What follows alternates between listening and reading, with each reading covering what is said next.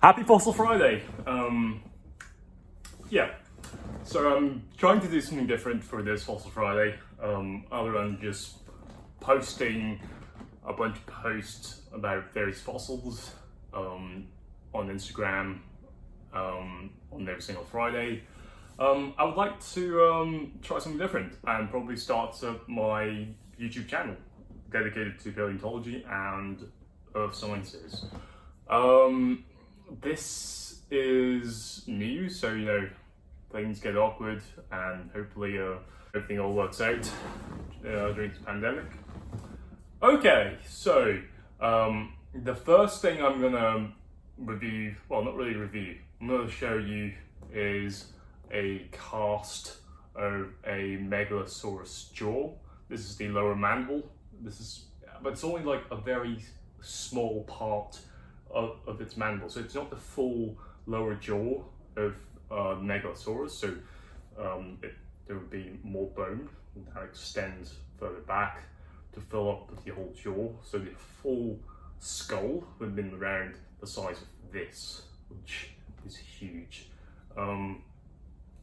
So this lower jawbone of Megalosaurus, it's from Megalosaurus bucklandii, probably the only Megalosaurus out there, the officially recognized Megalosaurus out there, because Megalosaurus back then was a wastebasket taxon where paleontologists just name whatever dinosaurs that are large with sharp pointy teeth as Megalosaurus, as big lizards. And that's why it was a wastebasket taxon, because anything that looks like this gets clumped into there. So over the years, paleontologists examined the fossil collection that were labeled as Megalosaurus, and over time, more and more specimens are being described and identified as their own specimens, as their own genus, and even their own species. So there are less and less more Megalosaurus, out there in the literature, and only true Megalosaurus left is Megalosaurus bucklandii.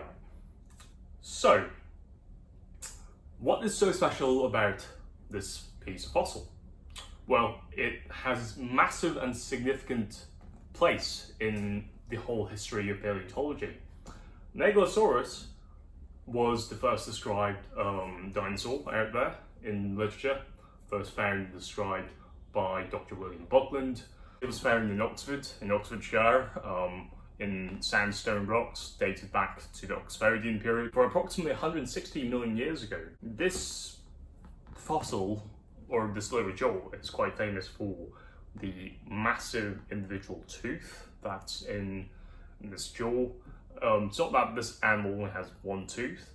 A lot of its teeth might have fallen out during taphonomy, which is the process when an animal dies, and then how it's being, how it decomposes, how it gets buried by sediments, and the whole fossilization process until when the fossil is being found and excavated. That whole process is called taphonomy. So it was found in Oxfordshire sandstones, which you can see in the architecture of Oxford. Most of the buildings in Oxford are in this sort of sandy yellow beige-like colouring, so that you can tell that's sandstone. People do use the sediments and rocks in that locality to build their own buildings because, well, it's affordable and that reduces transport costs, and it's also a fantastic raw material to find locally. So yeah, that's about geology and about Oxford. So I can also show you, I guess, like a piece of drawing of that specimen from Oxford. This is the lower jaw. It's the same specimen there. You can see all these little teeth that are erupting from the gum area. You can see this line here. This might be where the gum was, and all these little teeth that are erupting would have been underneath the gum. And then a recent study would show that a lot of theropod dinosaurs do shed their teeth really often. They could shed teeth up till they could shed like hundreds of teeth, hundreds and thousands of teeth throughout their entire lifetime. That's why you can find a lot of teeth from various carnivorous dinosaurs as opposed to their skeleton. Teeth are quite common. Another great example for finding teeth from dinosaurs is definitely from Spinosaurus aegypticus from Morocco. Spinosaurus sheds tons of teeth. You can find a lot of them that are worn. Some of those teeth are worn out when the Spinosaurus bit onto something. That tooth can grab a hold into its prey. It will just fall off, and quickly new teeth that will erupt and push the remnants of that tooth out, and part of the gums would reabsorb some of that enamel to produce new teeth, and the teeth would quickly replace that tooth, and the dinosaur will be able to hunt as efficiently as it did with new teeth. And by the way, spinosaurs are part of the Megalosauridae, which also includes Megalosaurus. There were also findings of how dinosaurs like Megalosaurus evolved into Spinosaurus, which I think some of the bridging types of dinosaur in between Megalosaurus and Spinosaurus would be something like Australopithecus, which probably dabbled between a swampy marshland and probably hunted other herbivorous dinosaurs. And that's how they transitioned from a carnivorous dinosaur eating diet to a more pescatarian diet. Speaking of Megalosaurus,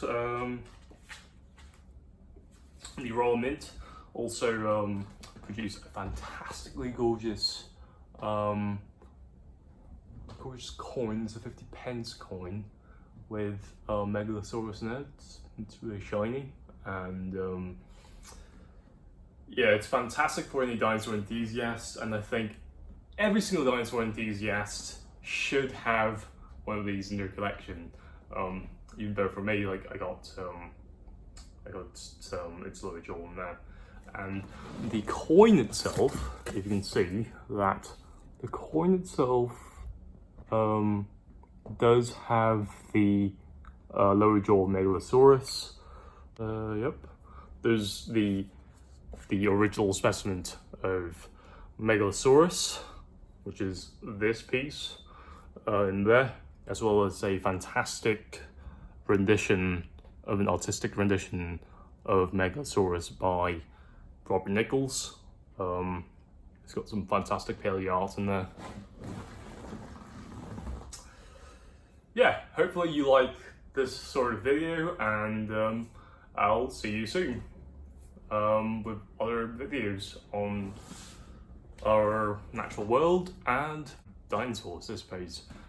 Alright, peace out.